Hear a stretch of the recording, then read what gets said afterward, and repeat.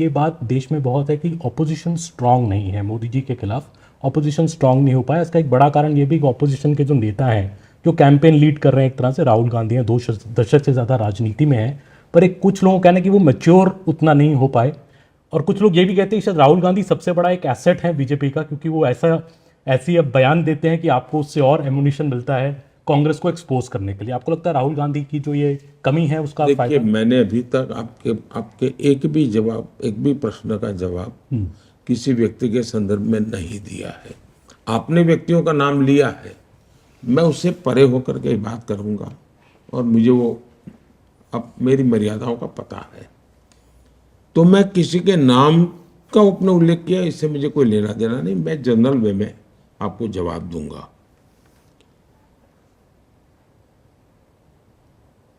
लोकतंत्र के लिए बहुत आवश्यक है कि एक बहुत ही मजबूत विपक्ष हो, बहुत ही सजग विपक्ष हो और सरकार को तलवार की नोक पर चलने के लिए मजबूर करे, ऐसा विपक्ष होना ही चाहिए। और मुझे इस देश में टैलेंट की कमी नहीं लगती है। इस देश में भरपूर टैलेंट है, उनको अवसर दिया जाए। मुझे लगता था कि 2014 से 2024 एक अच्छा विपक्ष मुझे मिलता। मेरे भी जीवन में कोई कहेगा क्या कमी है, तो अब अच्छे विपक्ष का अभाव ही मैं कमी महसूस करता हूँ, क्योंकि उनसे मुझे कोई पॉजिटिव कंट्रीब्यूशन मिल ही नहीं रहा है। मैं तो सोच रहा था इन लोगों ने 60 साल सरकार चलाई है, तो मुझे सरकार चलाने में सुविधा होगी, मैं जाते आते पूछ लूँगा बेचारे बताइए क्या करना है क्या नहीं। प्रणब मुखर्जी साहब थे तब तक मुझे थोड़ा बेनिफिट होता था, वो अपने अनुभव मुझसे शेयर करते थे, लेकिन बाकी मुझे वो बेनिफिट मिला ही नहीं। तो मुझे खुद को ही मेरी पार्टी के जो अनुभवी लोग थे उनसे जो मदद मिली, उन्हीं से मुझे अपनी दुनिया खड़ी करनी पड़ी। और मुझे गुजरात का बड़ा मेरा अनुभव था, वो मेरे काम आया। विपक्ष किसी भी प्रकार से काम नहीं आया।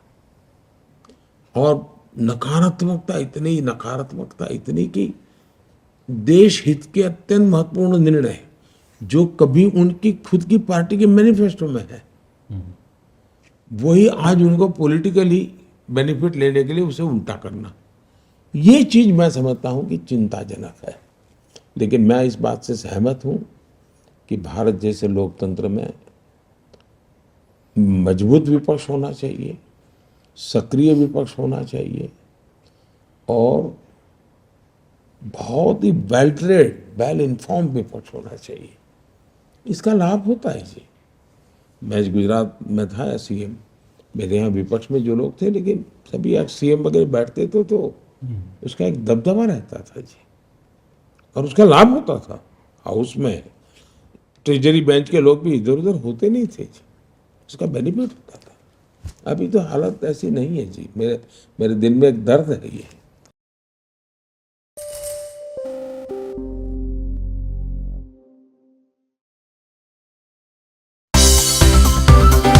Well, thanks so much for tuning in to CNBC TV 18. Make sure you follow us and stay updated on all our social media platforms.